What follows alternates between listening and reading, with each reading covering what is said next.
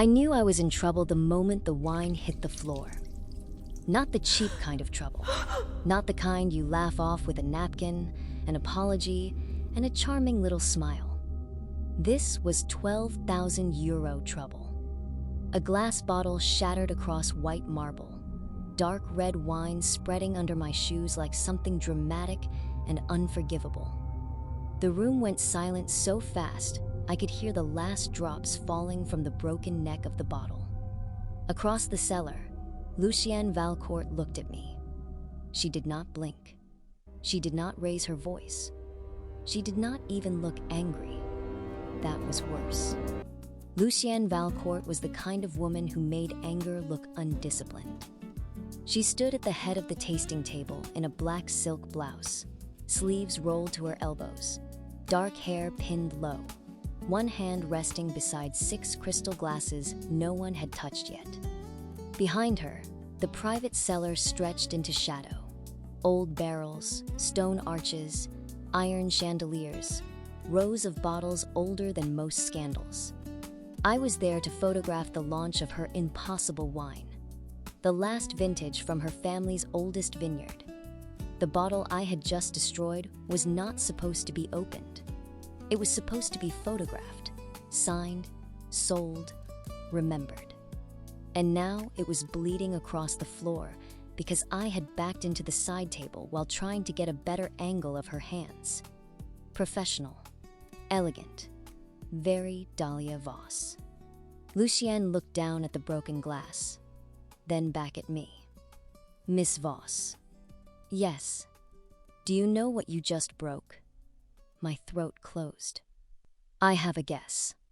Then I hope your guess is expensive enough.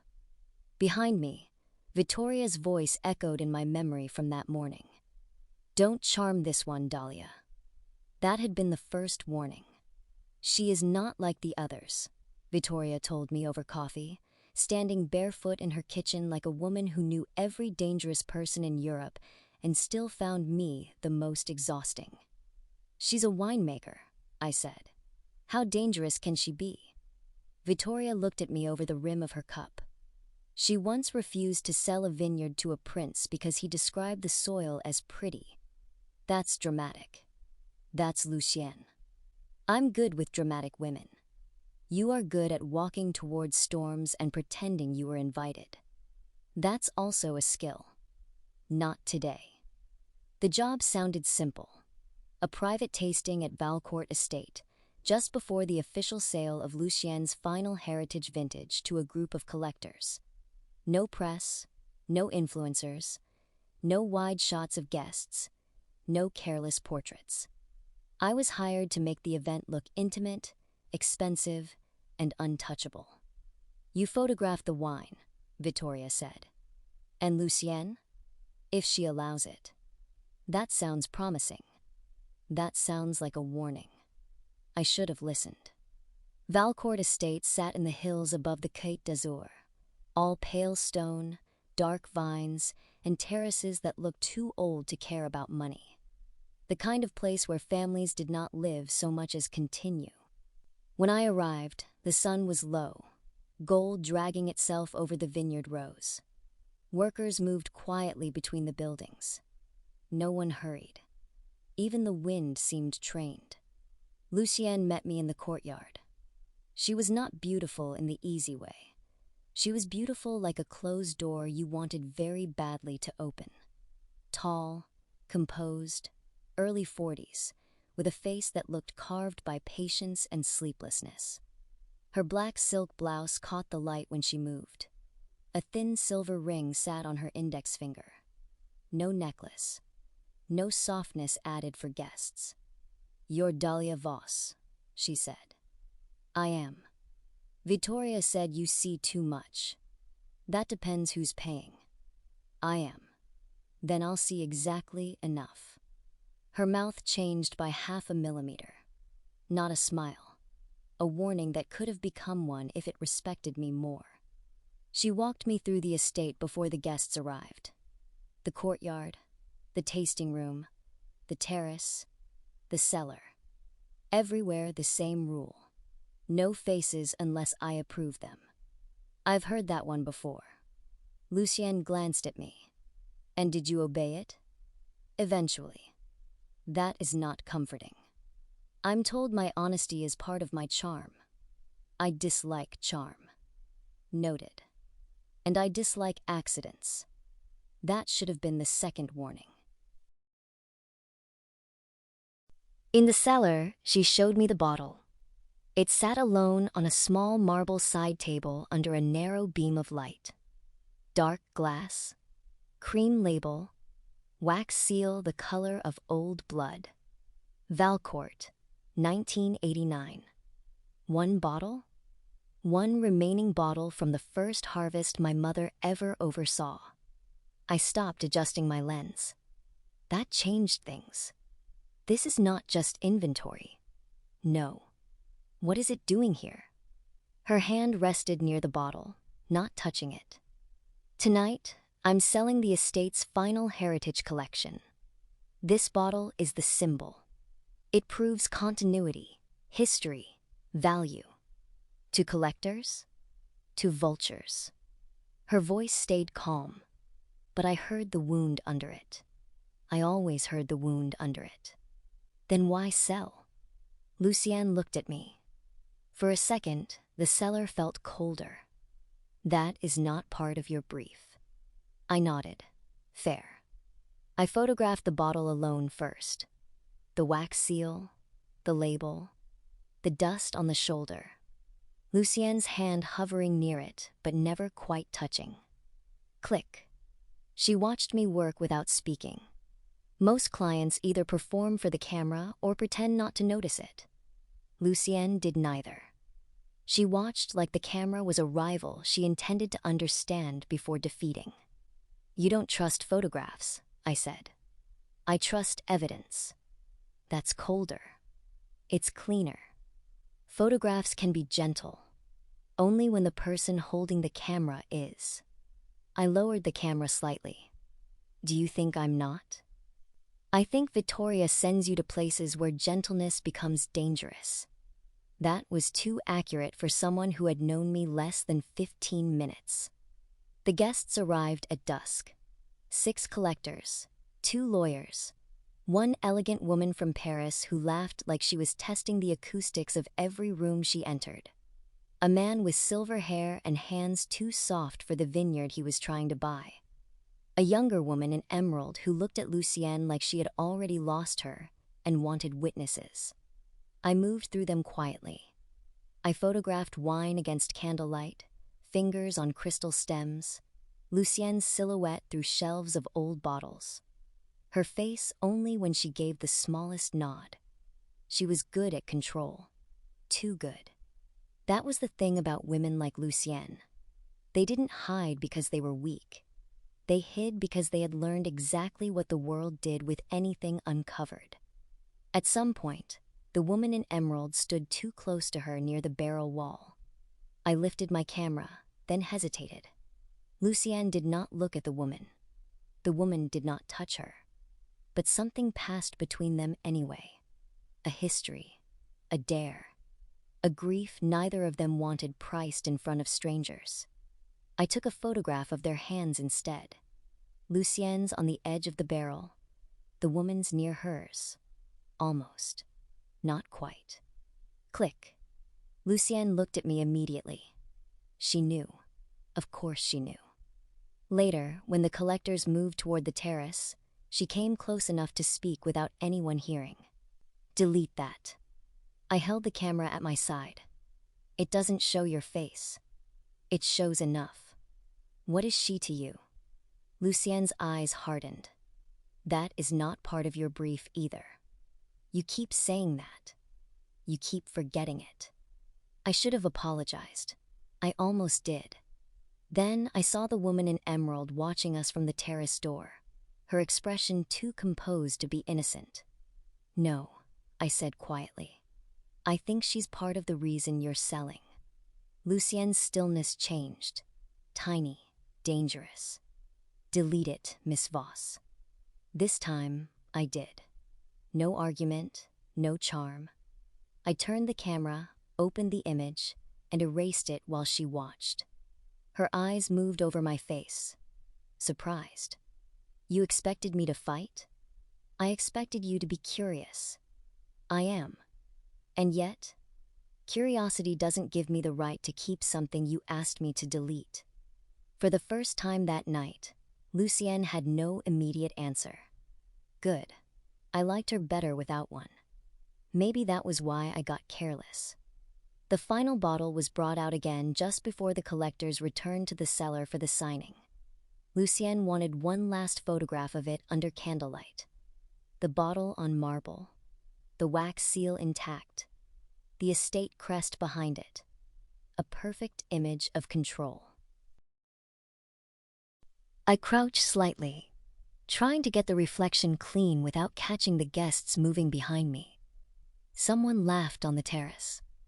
Someone opened a door. The wind came hard through the cellar arch. A stack of tasting cards shifted. I turned. My camera strap caught the side table. The bottle rocked once. I grabbed for it, too late. Glass hit marble. Wine spilled like a confession. And now Lucienne Valcourt was looking at me as if I had done the one thing she had built the entire evening to survive. Nobody spoke. Then the silver-haired collector said, "Well, that complicates the symbolism." Lucienne did not look at him. She looked only at me. Everyone upstairs. Her voice was quiet. No one questioned it. The room emptied slowly. Shoes on stone. Whispered calculations. A lawyer gathering documents too quickly. The woman in emerald stayed a second longer, eyes on Lucienne. "Lucienne," she said. "Upstairs. Aimé." The name landed between them like something that used to be love. Amélie left. When the cellar door closed, Lucienne and I stood alone with the broken bottle. "I am sorry," I said. It sounded too small. It was too small. Lucienne walked to the spill and looked down. My mother saved that bottle for 34 years. I didn't know it was the last one. That would have made you less clumsy? No. At least you are not insulting me with excuses. I have many flaws. That's apparently not one of them. She turned toward me. This time there was anger. Controlled, but real. You have cost me leverage. With the collectors? With everyone. I looked at the broken glass, then at the label, soaked dark red and ruined. Tell me how to fix it. You cannot. Then tell me how to help. Lucienne laughed once, not kindly. You want to help? Yes. You destroyed the symbol of my estate's continuity 15 minutes before I sign away the land my mother kept alive with her hands. The words hit harder than anger would have. You don't want to sell, I said. No. Then why are you? Her jaw tightened. For a moment, I thought she would end the conversation. Instead, she looked at the cellar door. My brother left debts. My father left pride. My mother left vines. Only one of those can still pay anything. And Amélie? Her face changed, barely. Amélie wanted me to sell 2 years ago. She said survival mattered more than romance. She was your... almost. The word did more damage than a confession. Almost. A cruel little word. Almost lover. Almost partner. Almost enough. I set my camera on the nearest barrel. I can give you something else. Lucienne looked at me. What? A different symbol. Her eyes narrowed. You think this is a branding problem? No. I think tonight was built around a bottle because bottles are easier to sell than grief. Silence. I should have stopped. I did not. Your collectors don't need the last bottle. They need proof that the estate still has a soul. They need to believe they're buying more than inventory. They are buying more than inventory. Then show them. I do not perform pain for strangers. Good. Don't. I picked up the camera. Perform survival. Lucienne stared at me. The seller seemed to hold its breath. You want to photograph me? I want to photograph what you were trying not to sell. That is not an answer. It's the only honest one I have. Her eyes dropped to the camera, then back to me. If this fails, Miss Voss, the evening collapses. I know. If this looks sentimental, they will use it against me. I know. If this makes me look weak, it won't. You can promise that? No. I stepped closer, but I can promise I won't take anything you don't give me. That changed her. Not much. Enough. Lucienne looked at the broken bottle one last time. Then she said, You owe me. I do. 1 photograph. That seems fair. No. Her gaze lifted. Not fair. Precise. Of what? Me. In the old vineyard. I looked toward the cellar arch, where night had settled over the rows. In the dark? You said survival. Yes. Then photograph me where it happened. We walked outside. The air smelled of wet stone, vines, and ruined wine still clinging to my shoes. The vineyard dropped away from the house in dark lines, silvered by moonlight. Lucienne moved ahead of me without waiting, one hand trailing over the old wooden posts as if counting ghosts. At the edge of the oldest plot, she stopped. My mother used to sleep here during harvest, she said. I stayed behind her, camera lowered. She was afraid someone would steal the grapes? She was afraid my father would sell them. There it was. The real vintage. Not the bottle, the fight behind it. Lucienne turned toward me. The collectors think they are buying wine. My lawyers think I am selling land. Amélie thinks I am finally being practical. And you? Her eyes held mine. I think I am betraying a dead woman who taught me how to stay. For once, I did not have a clever answer. I raised the camera slowly. May I? Lucienne closed her eyes, then nodded. The first photograph caught her standing between the vines, black silk moving in the night wind, the estate behind her like a witness. Click. She opened her eyes. Again. The second caught her hand gripping one old vine post, knuckles just visible in the moonlight, the same grip her mother must have used to stay. Click. The third caught something I almost missed. A tear. Not falling. Not yet. Just gathered at the lower rim of one eye, held there by pure discipline. I lowered the camera. You don't have to hold it. Lucienne laughed softly. Everyone tells me the opposite. I'm not everyone. No. You're the woman who broke my mother's bottle. That's going on my tombstone. Another almost smile. Then she looked away. I hated that bottle, she whispered. I waited. My mother became trapped inside it. Every year my father showed it to investors, like proof that her labor belonged to him. After she died, my brother did the same. And tonight, I was going to do it too. Then maybe I didn't ruin the symbol. Lucienne looked back at me. Maybe I freed you from it.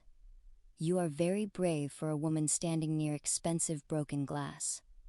I'm terrified, actually. Good. Good? It makes you more careful. The wind moved through the vines. Lucienne stepped closer. Not much. Enough that I felt the warmth of her through the night air and the faint scent of the wine that had soaked into her sleeve. What happens now? I looked toward the estate. Now you go back inside with a different image. Of me crying in a vineyard? Of you choosing the vineyard over the bottle. That is romantic. It's true. Truth does not always sell. No, but it stays. For a moment, she only looked at me. Then she said, "Take one more." So I did. This time, she faced the camera fully, No bottle, no label, no inherited performance. Just Lucienne Valcourt standing where her mother had refused to give up. Click. When we returned to the tasting room, the collectors were restless. Amélie stood near the window, arms folded, watching Lucienne as if she expected her to bleed and call it business. Lucienne did not look at the broken bottle. She walked to the head of the table. I will not be selling the Heritage Collection tonight. The room erupted softly, not loudly. Rich people rarely panic at full volume. The silver-haired collector stepped forward. Madame Valcourt, surely we can discuss compensation for the damaged bottle. No. A lawyer whispered her name. Lucienne ignored him. For years, this estate has been valued by the rarity of what it has preserved. Bottles, labels, auctions, private sellers. Her eyes moved once to me. Tonight reminded me that preservation is not the same as life. Amélie's face changed. Lucienne continued. The 1989 bottle is gone. So is the version of this estate that needed it to prove itself. She gestured toward me. My stomach dropped. I connected the camera to the screen near the tasting table with hands that were only mostly steady. The photograph appeared. Lucienne in the oldest vineyard, moonlight on her face, hand wrapped around the vine post, the estate behind her like a witness. No tears visible, only the cost of not letting them fall. The room went quiet, a different quiet than before. Amélie looked at a screen like someone had touched an old wound she pretended was scar tissue. The silver-haired collector said nothing. Lucienne turned to him. If you want the estate as a trophy, leave now. No one moved. If you want to invest in its next vintage under my control, we can speak tomorrow. That was the moment the evening changed. Not saved, not solved, changed. And Lucienne Valcourt, who had planned to sell the last of her inheritance to survive, made 6 wealthy vultures ask for permission to stay in the room. Later, after the lawyers had been sent away, after the collectors had agreed to return in the morning, after Amélie had kissed Lucienne's cheek once and left without a word, I found Lucienne in the old cellar. She was standing over the stain where the wine had dried dark into the marble. I still owe you, I said. She looked at me. You saved the estate. I broke the bottle first. Yes. A pause. Both things can be true. I stepped closer. The cellar was quieter now. No guests, no performance. Just stone, barrels, and the scent of wine that would never be poured. What do you want? I asked. Lucienne's eyes moved over my face. Not like a client. Not like a woman deciding what something was worth. Like a woman trying to decide whether wanting was allowed after survival. One photograph, she said. I almost smiled. You already have one. No. She moved closer. That one was for them. And this one? For me. The space between us had a temperature now. I felt it before she moved. Her voice lowered. You can say no. I know. Can you? I looked at her. At the black silk loose at her wrists. At the silver ring. At the place on her collar where moonlight had been replaced by warm lamplight. Yes. End. I lifted the camera slowly. I'm not saying no. Lucienne looked at the old barrels, then back at me. Not here. Where? The room above the south terrace. Morning light reaches it first. It's not morning. No. Her eyes held mine. But I have waited long enough. The room above the south terrace was small, warm, and empty except for a pale sofa, a wooden table, and open doors leading to the vineyard below. The sky outside had turned deep blue. Not night anymore, not morning. The hour between endings and decisions. Lucienne stood in front of the open doors. For the first time, she looked uncertain. Not weak, never weak, but no longer guarded by the evening. The performance was gone. What remained was harder to look at and impossible to look away from. "Where do you want me?" she asked. I set my camera bag down. "Where you stop trying to look unbreakable." Her laugh was almost silent. "You ask a great deal for a woman who owes me. I'm trying to pay properly." Her eyes held mine. Then, slowly, she unbuttoned the cuffs of her black silk blouse and rolled the sleeves higher. Not seduction, preparation.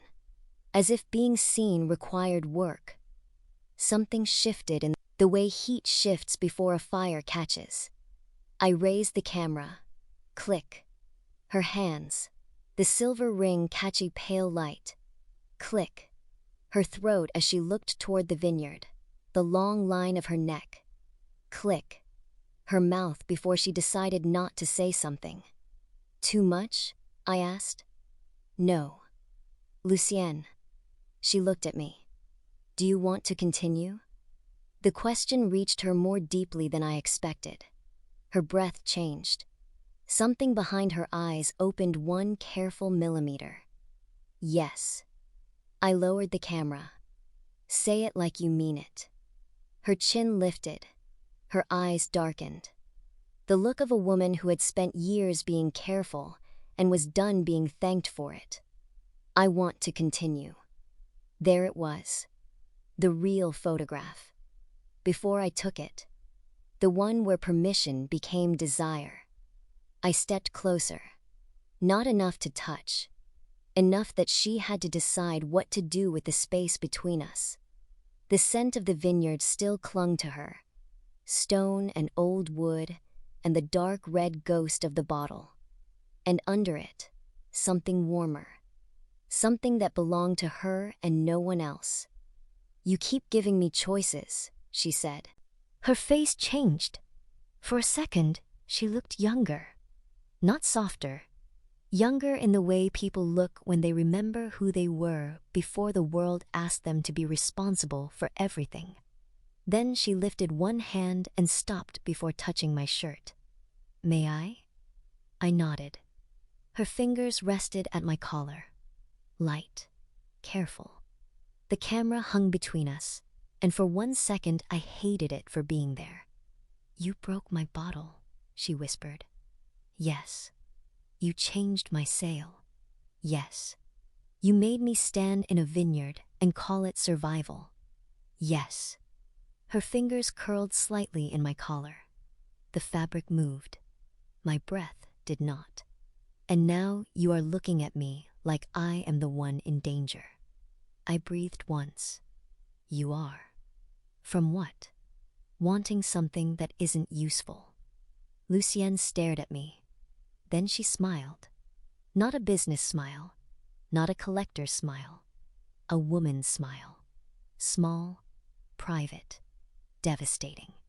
The kind of smile that does not ask for an audience. "Then take the picture before I recover." I lifted the camera. She looked straight into the lens. Click. The photograph was not perfect. That was why it worked.